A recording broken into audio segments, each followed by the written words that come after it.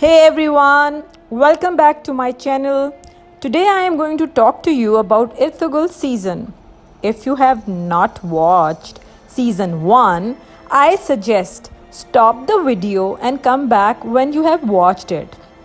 I do want everyone to watch this amazing TV series, and this is a fair spoiler warning. I just finished watching the first season of the Turkish TV series Ertugrul, which is available on Netflix with English subtitles. In this post, I'll summarize what the series is about, who the main characters are, what I liked, and what I didn't like. Here is the storyline. Essentially, the show is about the Kai tribe in the mid 1200s. The Kais are a nomadic tribe of Turks who escaped from their ancestral homeland in Central Asia because of the Mongol invasions. They settled in territory controlled by the Seljuk Sultanate, but they ended up having to deal with both the Crusaders and Mongols, even in their new home, as they struggled to survive and feed their people and animals. The major themes of the show include struggling for justice, persevering against hardship, and maintaining one's traditions in the face of new challenges.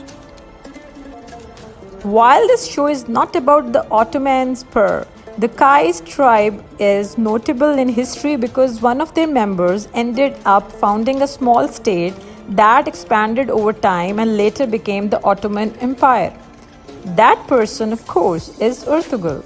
So a lot of the show is actually based on a true story, though obviously many details and storylines are embellished or made up. In season 1, the bad guys are the Knights Templar. They are portrayed as a declining institution trying to remain relevant and convince the Pope to launch a new crusade.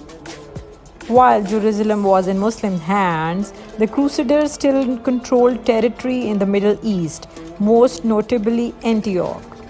This is probably accurate considering the history of the time, but still, the Knights Templar are a formidable enemy, one that has way more power and resources at their disposal than a nomadic tribe.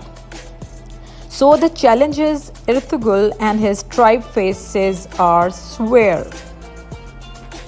Another interesting aspect is that the series contains references to socio-political events that were happening at the time.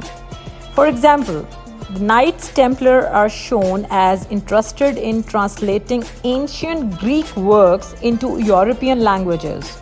This was after Europeans had destroyed all ancient Greek knowledge, but Muslims had preserved it. I thought that reference was pretty cool.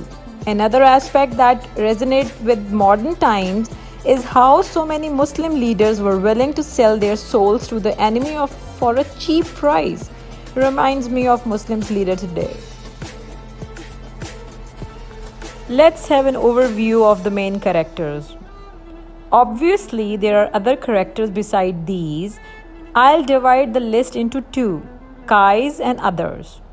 Kais, Ertugrul, the hero of course. He is portrayed as hot-headed, idealistic and crafty. He loves justice and swinging his sword, but he is also stupidly in love with Halimi, which damages his portrayal for me. I'll talk about this later. Suleiman Shah, Ertugrul's dad and the leader of the tribe. He is wise and loyal to his traditions. Thanks to his decision making, the tribe has been guided through many difficulties. Gundudu, Ertugrul's older brother. He is the appeasing type who tries to avoid conflicts. Sometimes he's on good terms with Ertugrul and other times he's mad at him for his rash decision making and infatuation with Halimi. The women of the tribe. This includes Mother, Haim, Seljan, Gorkay, Aikev, Halima, and others. Kurdugulu, Suleiman Shah's younger brother. He secretly harbors a jealousy against Suleiman Shah. Previously, his life turned upside down when he lost his wife and kids in a Mongol attack. And in others, Titus and Ephilia, two of the prominent Knights Templar who infiltrate deep into the Muslim political sphere. Feminists will love Ephilia.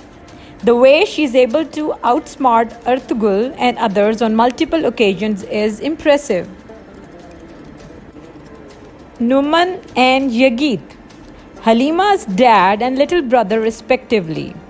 Numan is closely related to the current Seljuk Sultan and he is seen as a danger to the throne because various tribes could potentially line up behind him in a rebellion. That's why he and his family are always on the run to avoid being jailed for life.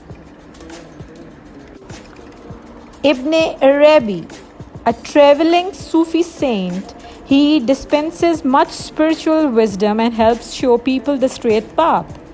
There is no evidence the real life Ibn Arabi met the Kai tribe, but he would have been in the area at some points in his life. So you can allow some creative license. Al-Aziz, the Amir of Aleppo and a descendant of Salahuddin Ayyubi. His advisors include his uncle Sahabuddin, non-Turks would write it Shahabuddin, and a dubious man called Nasir. Al-Aziz is young and impressionable, so the Knights Templar have a field day with him. Afsin Bey, an enigmatic operative of the Seljuk state. He does what's necessary to preserve and expand the power of the Seljuks. And he's not afraid of getting his hand dirty either, in a literal sense. As you can tell, it's quite the interesting mix of characters and storylines. If Wikipedia is a trustable source, the historical characters are Ertugrul, Suleiman Shah, Halima, Ibn Arabi, Al-Aziz, and Sahabuddin. The others are entirely fictional or fill in the blanks. For example, we know Suleiman Shah must have had a wife, so they made up a name and personality for her. Also, one interesting fact to note is that the real life Suleiman Shah made news headlines a few years ago when his grave had to be rescued from ISIS. What I liked about the relish Ertugrul. Overall, I like the show and would recommend it to almost anyone. It has action, adventure, drama, and romance. So it appeals to a wide variety of audiences. The landscapes and scenery are amazing, and the garments they wear are beautiful. Since it's a top level Turkish series, the acting is good and the production value is high. I know I love the Islamic aspects of the show. This includes the lesson given by an Ibn Arabi, the heartfelt dua made by some of the characters, and the fact that many characters are shown doing day-to-day Islamic tasks like wuzu, namaz, and zikr of Allah. What I didn't like the drama between the various women of tribe, Seljan's plots, Goke's feeling, Halima's trying to fit in, Ika's getting screwed over, etc. Shows like Dilirish Ertugrul can serve as a great alternative to encourage good and provide positive role models for young Muslims.